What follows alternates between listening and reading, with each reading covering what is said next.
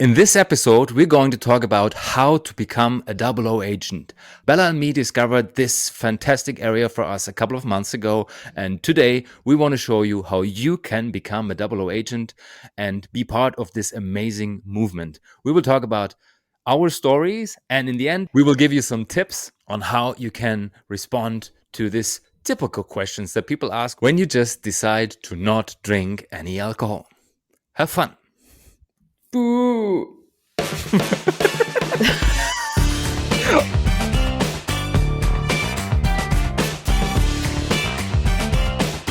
Welcome, all you curious people, no boozers, and wine lovers to the third episode of Double O, your weekly go-to show about no alcohol products in the podcast universe. And today we clarify the question, how to become a double O agent. Bella, how is it going? It's going good. Sunday, slightly hungover, not hungover, but I'm sleep deprived. So one more reason to just stay with this movement, to explore products with all of you. But first of all, what is a double O agent in general? Do you have any idea? I think it's if you have 2 confirmed kills. Did you know that before you read the script? No. Me neither. So I had to look it up, and you can read Ian Fleming, the inventor of James Bond. James Bond is, I guess, the most famous double O agent on the planet, 007. And you can read it at Ian Fleming's in all the books and on Wikipedia as well. A double O agent is a person who has 2 confirmed kills. Yes. So You only have 2 kills. I killed like 4 people, I think. okay. This is something brand new I wanted to discover during the interview today, but fine. Yeah. We will talk about your former life. If you killed. Or do you have to kill me afterwards? I don't know. No, I'm in my exile right now, so nobody knows where I am. Okay. This is why you created this podcast. Oh, it's AI and you are just, you look totally different. Okay. This is not my actual background. Okay. Perfect. In our opinion, a double O agent is a person who is really interested in the whole non-alcoholic movement and had at least 2 amazing moments with non-alcoholic drinks. And these are the drinks we will talk about in the future. And today it's your turn on the drink of the week. And I'm so excited what it will be. Alex, what is your favorite agent? Actually, when we talk about James Bond, it's 007, Daniel Craig, really good actor. And Really nice car. yeah, I mean, the cars are always amazing. What I really like about him playing the role is that he changed this, not only the mindset, but also the way how James Bond, how do you say that, deals with women and has this His charisma? It's not only the charisma, it's the way he thinks about women and how he treats women. Because Sean Connery was the guy, he, I don't know, went to the bar, he took this lady home with him in his room, and then they made out, and then he put her into the shelf, and the next one was coming in, and the other one stayed in the shelf the whole night until the next morning the other one was leaving.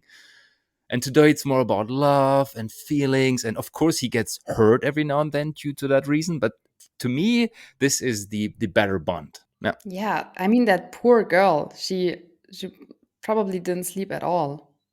No, it's quite tough to sleep while standing. I guess cows can do that. I think I would have just at some point just sleep and then fall outside of the closet just because I lost my balance. Stability. Yes, I love it. We all know that you are a Pinot lover. So How? tell us a little bit. It's just a feeling that I have. I don't know where I get it from. How did you discover your passion, and then how did you turn it into a career? I guess there is 2 different things that brought me to Pinot. The first thing is that I grew up with parents telling me that you cannot drink red wine from Germany because the red wine they knew from the 70s, from the 80s was off-dry, crappy stuff. Dornfelder and all this stupid wines we were making, and only few people knew about Pinot Noir, the good stuff from Kaiserstuhl, from Baden and Pfalz, and our valley, for example.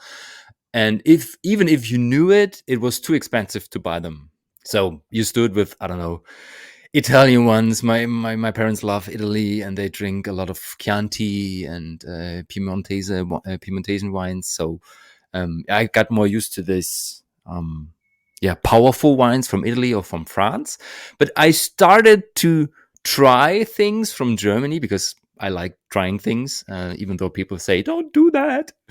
And in the end, I discovered that Pinot is quite good. And when I got deeper into this viticultural winemaking part, so I learned how wines are grown, how wine is made in the cellar, and I also took internships with wineries.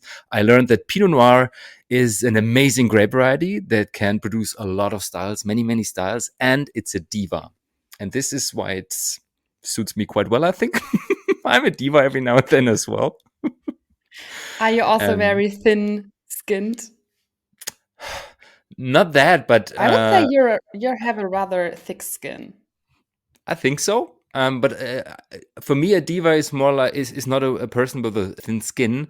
It's more a person that needs a better environment to grow easily, and it's tougher for her or him if the environment doesn't suit it perfectly.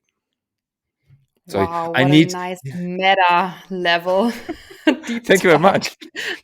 You need black humus, organic farming, and a bright sun. Not too much rain, but a little bit of rain. Sometimes I get problems, when with late frost. So I won't need an late frost, but it doesn't, and it's not good if it's too warm, too hot. I don't like that. But 25 to 30 degrees is totally fine. This is like I'm Pinot Noir. This is, yeah. And yeah, basically, this is the second fact that it's one of the most sophisticated and best grapes I would say you can grow. It's tough to grow it, but if you manage to grow it perfectly, you can do everything: still wine, sparkling wine, heavy wine, elegant wine. It can age for decades. And the third thing, I haven't thought about that, when it ages, it gets this earthy, mushroomy, leathery marzipan smell and taste I really like. So this is why I love Pinot. And this is why I love asking you questions, because you not only gave us some insights into your life, but also into grape varieties. But you haven't told me how you then found this passion to turn it into, yeah, your business. Also, good question because this happened by accident. I always say I come from the dark side because I studied computer science and geology. Geology was my leisure, my fun thing I was doing when I was younger, and computer science basically was. I'm a tech guy and I love playing with computers and building computers when I was 16, 17 years old. And I said, okay, it's a good thing. You can learn a lot and basically you can earn money with that as well. This was to that time, the 2000s, when you had this millennial shift, the internet was growing, and it was also a good idea to invest your career, your knowledge in this specific topic. So I studied that and landed in business consulting for many years, and wine was just a pleasure to my parents, and we traveled to wine regions when I was younger.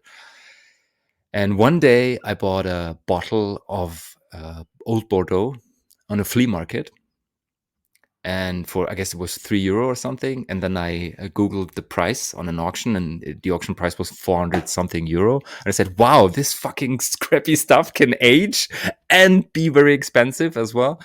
And then I got deeper into wine, and in the end, it was way more exciting to work in an environment with people who love what they do, who love building things like craftsmen and women, winemakers, viticulturists, and also have this, I would say, mindset of working hand in hand with nature and often having a sustainable approach instead of working in a company environment where basically you work to retain the company.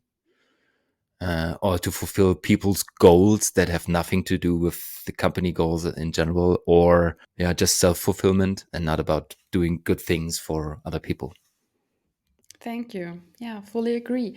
How do alcohol-free wines and products now fit into this? I mean, I started this podcast, Pinot Pixel, 1.5 years ago, and I was talking about wine, wine business, wine marketing.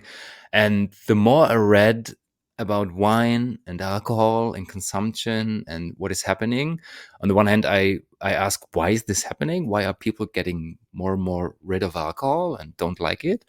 And secondly, of course, I read studies on what alcohol really does with your body, with your brain, and discovered it's not the best thing. It's an option if you drink moderately and if you drink the good stuff, but less. Then I tried the first products last year in March at Provine. I had 100. I can't remember the number of last year. This year was way more. I guess it was 183 products last year. And it was like, what the hell? There is three that really taste like something, not even wine, but something. And okay, I started looking, and then I had 2 to 3 products that really surprised me in a positive way, qualitatively wise, and where you can say this could be a good one in food pairing, a replacement for a good night out with friends, or a gift as well. And this is why where I got excited about the whole category. And it is so fast moving. It's so interesting. So, what does a good de-alcoholized product look and taste and feel like for you? Oh, good question. I mean, generally, when we talk about non-alcoholic products, there is this one you just mentioned, the category. There was alcohol in it, and it was de-alcoholized. Mostly when we talk about wine, and there are some spirits, but just a few. And the other were produced and never had any alcohol. There's a third category that just started to ferment, for example, beer or kombucha, and they stop at, I don't know, zero 0.5 or something. So basically, this is the three. But when we talk about de alcoholized products, especially wine, to me, it's the quality of the base product. So you have to have at least a really good product in the beginning.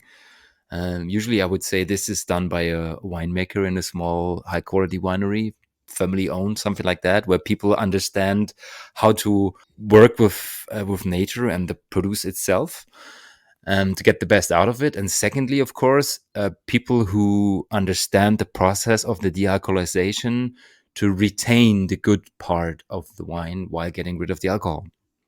And there's just very, very few people that know how to do that. And it's not it's the same with wine. I mean, 85-90% is just entry base level, suits every palate, tastes good because either sugar and or alcohol with wine and sugar with non-alcoholic products. But if you want to have this really tasty, high quality product, talking about wine, it's the base product and this gentle removement of alcohol while keeping the elegance and the complexity of a good wine. Have you ever tasted, tried a good de-alcoholized Pinot Noir? Never. But my friend Luca is always telling me that he had one. And I'm so excited to taste it one day. It's probably a wine that we are going to make with my other project with the Winey Art Club. Let's see, but definitely, I'm still looking for a good Pinot Noir, de-alcoholized one. I don't know if it's necessary. What I would love to try is either a verjus or a grape secco, where you just take grape juice of a high quality Pinot Noir and add CO2. This is what I would like to try But because that this would brings probably out be this. very sugary as well. It could. I mean, verjus. The advantage of verjus, as we talked about in episode Yeah. 2, is that you harvest earlier, way earlier, normally 1 month or something earlier than the usual grapes. So the acidity is high and the sugar is lower. But yeah, sure. The sugar usually is between 70 and 120 grams. So, when we speak about your path to where you are now, you also just mentioned the Winey Art Club. Is this, I mean, this is all connecting the dots. So, do you want to say one or two sentences to what the Winey Art Club is? Maybe the listeners are interested in that and want to check it out. Sure. I mean, the Winey Art Club was the idea of bringing my most favorite things together. So the tech world and the wine world. So we created this club where you can enter by buying a one-time lifetime membership. And each year we have a specific partner that we produce a wine with, and the community takes the decisions on how the wine is made, probably the name, or the label, how the label is going to look like. And each year we make a different wine. We started with a red wine, and last year we made a pet nat, and this year probably a non-alcoholic wine. So this was the idea, just to bring wine people together, or people that are interested in wine, that want to make their own wine, democratically decided how it is made. And the So tech part cool. got a bit in the background, because the idea was to combine it with blockchain technology, with blockchain payment. And I'm still really excited and convinced that this is one of the future technologies. But the last 2 years, people weren't excited at all. And during the bear market, as they call it, so everything went down, people were not excited about talking about blockchain. So we discovered that 10% of the club, it's about 101 members at the moment, 10% is interested in crypto and blockchain, and the rest is just wine lovers. That's pretty cool. Maybe the rest, maybe the 90% they would be, and maybe 100% would be interested in meeting up in person and just have a huge get together. Maybe they are not so blockchain and tech enthusiastic and sitting behind their desks. Maybe they just want to enjoy with the other folks that are in the club. Yes, and I mean, we had some meetings and workshops together with people, usually between 10 and 20 persons, and it was quite a good mixture. So we had this German evening, sitting in front of the fireplace and drinking a good glass of wine, talking about blockchain and wine. Or we had pruning workshops and stuff like that. Let's see what the future will bring. The good thing is that except one person, I know every member in person. And this is what really gave me this feeling of how important community is. This exchange, as you said, with each other, and of course also with me. I really like that. I love that. And I guess 50% is of the listeners of the Pinot Pixel podcast in the beginning were Wine Art Club members as well. So everything builds up brick by brick. Yeah. So, guys that are listening, if you are interested in wine in general and getting the latest out of the wine business, not only de-alcoholized wine, then hop over to Pinot and Pixel. That's actually how I got aware of you, because I was Googling for information on de-alcoholized wine. And then I stumbled upon an interview in your podcast where you interviewed Luca from Senza. And then I couldn't stop listening because it was just so informative. It's the best. It's just summarizing everything that is new in the drinks world. Oh, thank you very much. I'm not getting paid for this advertisement. I don't know if we have to point that out while uploading the episode, but basically, I don't know if you have finished your questions, but this is a really good transition to you and how you got into the business. So we already heard how you stumbled into de-alcoholized wine and studies and stuff with the interview I did with Luca. But beforehand, I guess there was maybe one or two things that happened that brought you into the movement. But I want to start with another question. Why Bella? I mean, Bella is the beautiful girl, like the Italians would say. Why Bella? What is behind the name Isabella Bella? So my dad is very car enthusiastic, and he wanted to call me after the car Isabella Borquart. I think they are not really producing anything anymore, but it's a very cool car. And my mom was like, "No, I'm not going to support this car fanatism. We're going to call her Isabel." So in my passport it says Isabel, but I don't know. I just feel much more aligned with Isabella, and there's a lot of people that call me Bella. There's some people that call me Easy, but in general, I really like Bella, and so I No thought way. for this episode or for this podcast, let's stay with Bella. I think I have to change my hat I'm wearing today with the Karma Kiwi cap because there is a book in my shelf. Because I mean, I don't know if you know that I own an oldtimer, a Wartburg, Yeah, yeah. and the second one I was thinking about buying was a Borgward in Isabella. No. And I bought this repair book and I have it in my shelf. Let me check where it is. Honestly, isn't it so interesting how everything connects in the end? Because it's so random. It could be It any is. other story. I would check it out. Isabella, Bella Borgward. Beautiful car. I totally get it. Okay. Uh, so Bella, we started talking after the interview I made with Luca. You connected. We connected through Instagram. We had a few chats, and we also went to Burgundy together.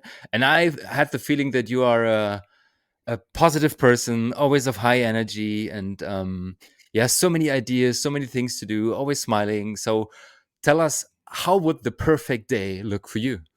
Oh, that's a very nice question. So, the perfect day would probably start with a really good flat white with good beans and like nice flat white, nice view, maybe a lake view or an ocean view, and then hopping into a nice car, like an old timer, driving around, maybe going to a nice, I don't know, breakfast place, have some. Oh my God, I really sound like the A most food lover? basic person. And before that, of course, I would go to hot yoga. Why not? I I would go mean, we're for a talking about your run. perfect day.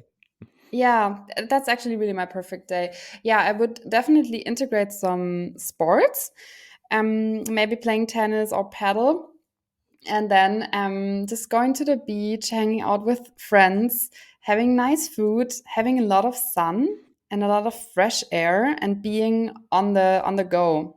Like I Mhm. really love to move, and then Pretty in the cool. evening, just have some maybe a sundowner, maybe a glass of wine, but doesn't have to be, and then yeah, going to bed early. I really like going to bed early these days. Okay. Sounds like a really good day. And I guess 80% of the people listening would say, subscribe. Yeah, pretty cool. I thought before we ask the questions, where you're from, what have you done in your life, and all the specific thing, I want to play a game with you. So I give you questions, for example, Coke or water, and you have to decide either or. And then you can give an explanation, but you have to decide one. And if you like both, you have to decide anyway where to go and why. And there's Okay. two sections, and the first one is life. Mhm. Okay, you ready? Mhm. Stuttgart or Munich?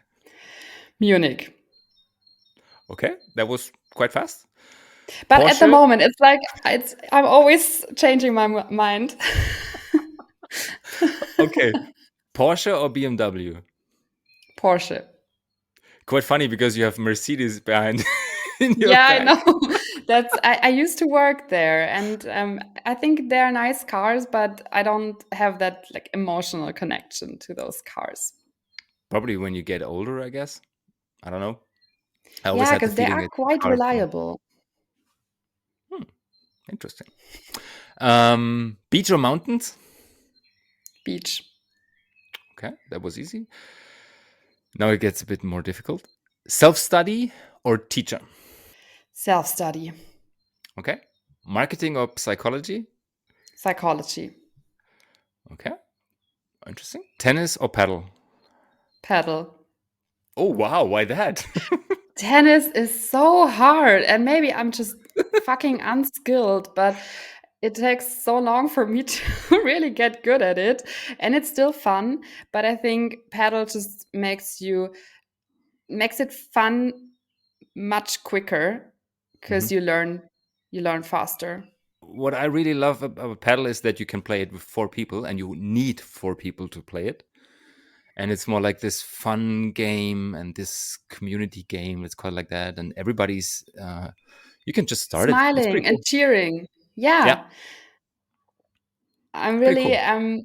if you just measure how much people are laughing and just how excited and enthusiastic they are while playing paddle, I would say it's higher than with tennis. Tennis is a Wow. bit more serious. I will clip that and send it to some tennis friends. Yeah, because I'm a tennis trainer, and I stopped giving trainings to people, I guess, 3 to 4 years ago.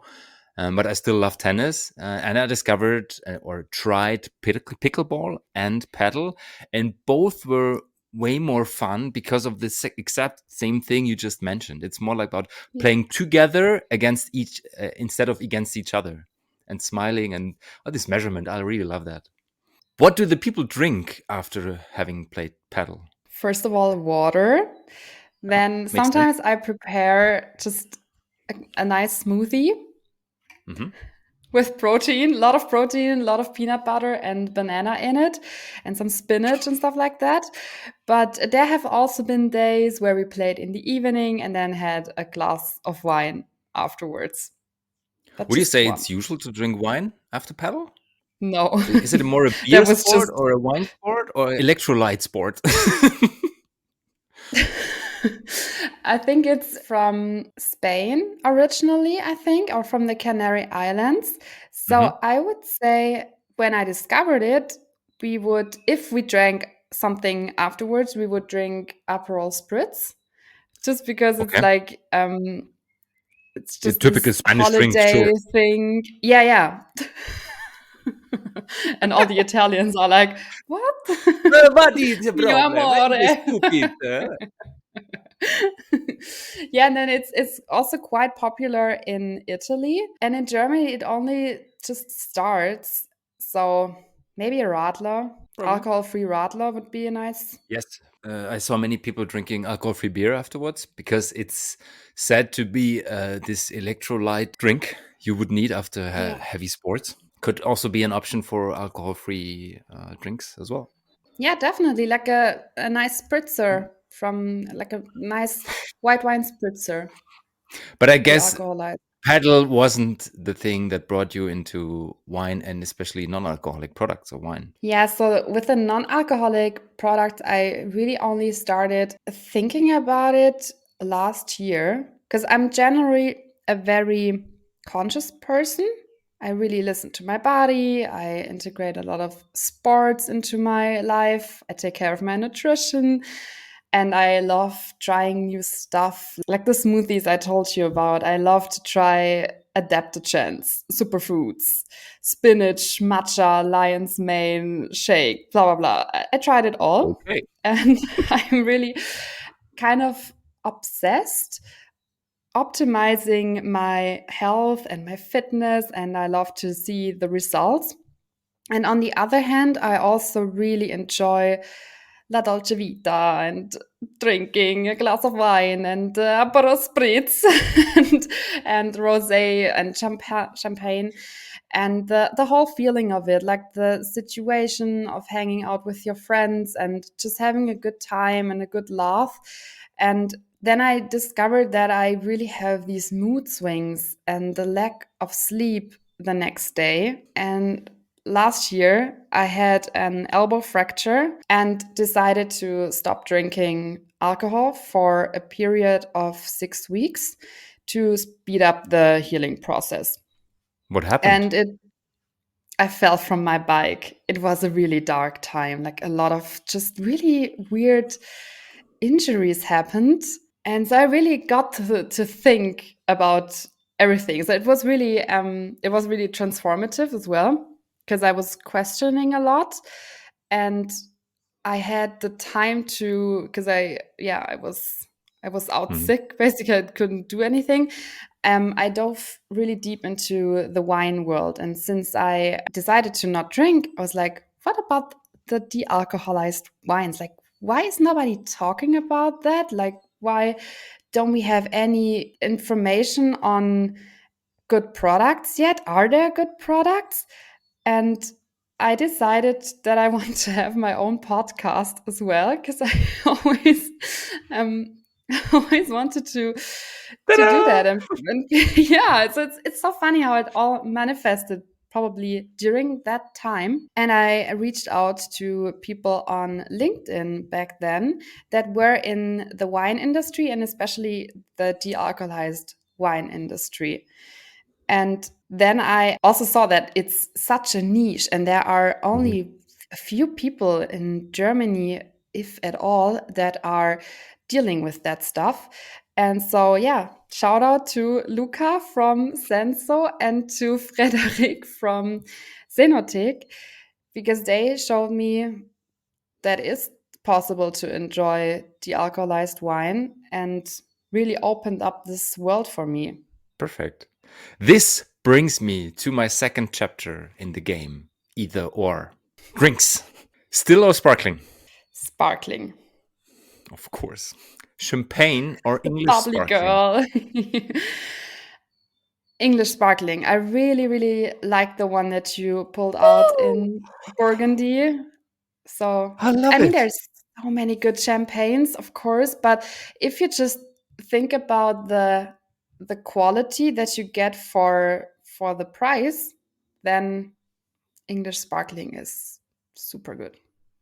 I guess if some people from England are listening, Tommy, Sarah, Mary, they would just freak the hell out right now. Amazing.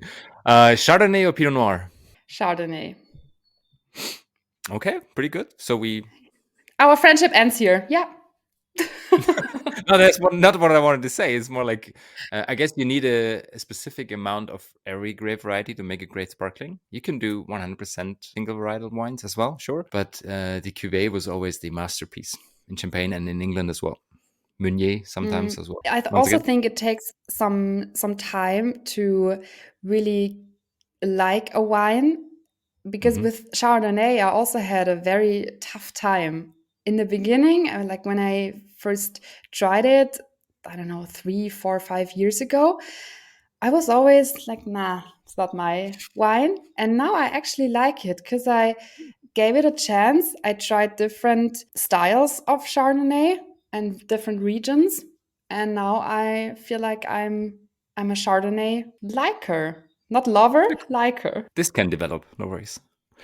Mocktail or alcohol-free wine? Alcohol-free wine.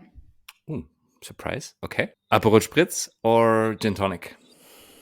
Aperol spritz. Okay. Shaken or stirred? Shaken. Ooh, interesting. Okay. I'm not more on the stirred guy side. So you're the James Bond addicted. Pretty cool. Yeah.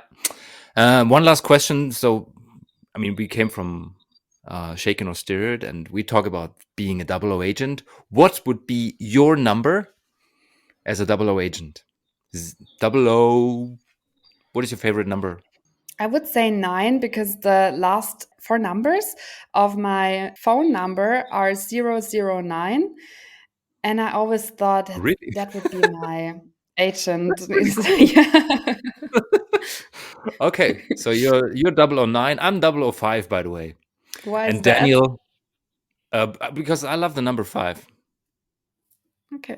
in so many ways. And Daniel Craig, if you're listening, you're always welcome in our circle. Number five, 007 is right in between 5 and 9. So, yeah. I would also stand in your cupboard, Daniel, for 3 hours. Oh, wow, this took me a bit. Hi, yeah. Okay, yes. I guess we can end the episode right now with Bella changing the mindset of Daniel Craig's James Bond once again to the opposite. This was just to give you an idea on how we came into the movement, how we love to talk about and read about non-alcoholic wine. And of course, as you might have discovered, we still like wine, a good Pinot, a good English sparkling, a good Chardonnay, and it's more about moderate drinking and trying out different things and discovering that non-alcoholic products are good. What was your favorite one so far, by the way? No advertisement, just what comes into your mind. I'm a huge fan of the Senso champagne. So the And black I label. really, yeah, it's not because it was the first ones that I tried, but also because it was one of the best. We have to clarify, it's not a champagne. Otherwise, the lawyers will hunt us until the end of time.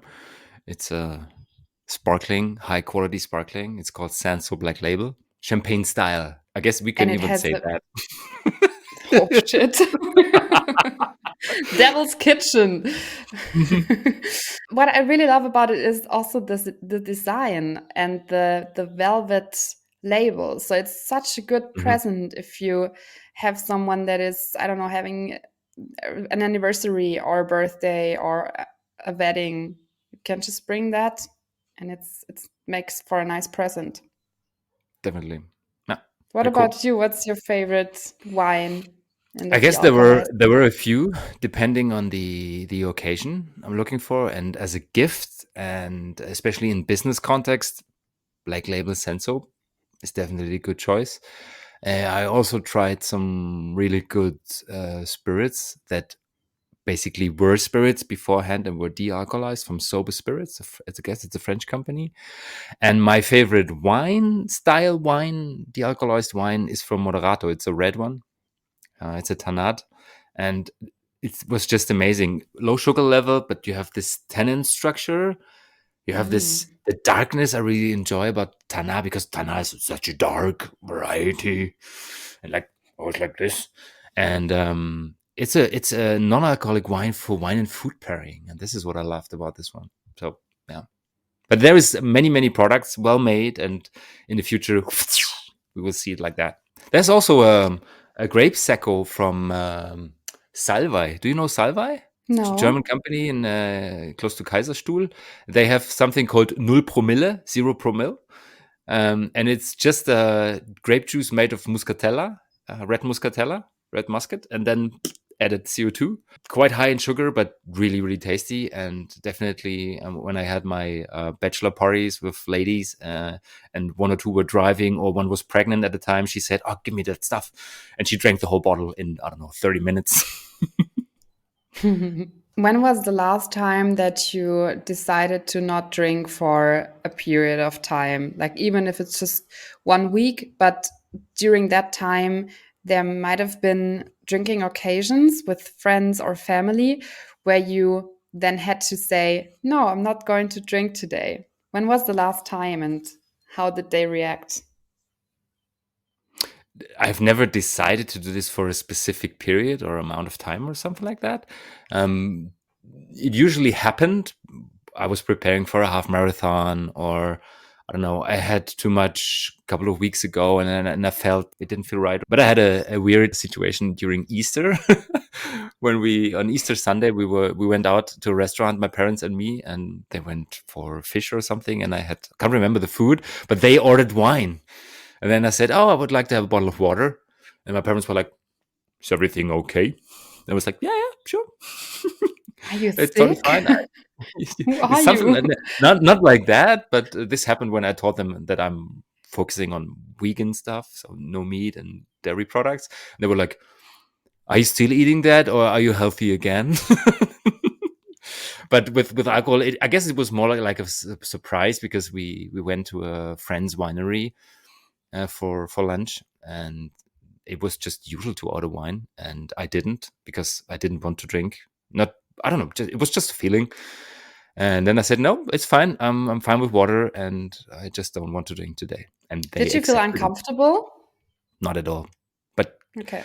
this is this developed over the last 3 to 5 years, because I learned in that period that I don't give a fuck about other people's opinions. And of course, I value if people give feedback, but if they say that's stupid what you do, I say, okay, I'm a Yeah. stupid guy. That's so interesting because I don't think that everyone is at the same level of not giving a fuck anymore that you are.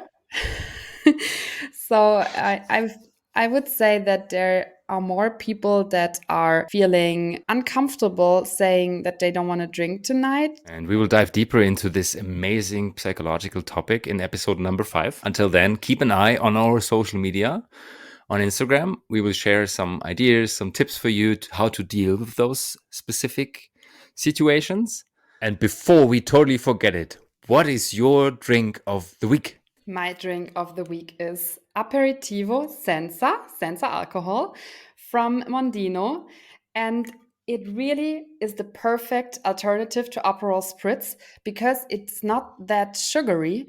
It's very, very gentle in its sugars. It smells like alpine herbs, so you really feel like you're in the Alps, but also with a touch of Dolce Vita because there's this citrusy and orangey herbs. It's like, it's amazing and it's perfect for a nice summer drink. I want to shout out to the 4 founders of Mondino because, funnily, first I tried the aperitivo in a spritz, and then I discovered that they also do these mountain rallies where they drive with their cars for a Ah, weekend and have like a huge community of friends that all like to drive. And so I got into that. pretty cool. Perfect. Thanks for sharing that. We put the link of the producers in the show notes. Have a great week. Stay curious and start your week right by making conscious decisions. Over and out.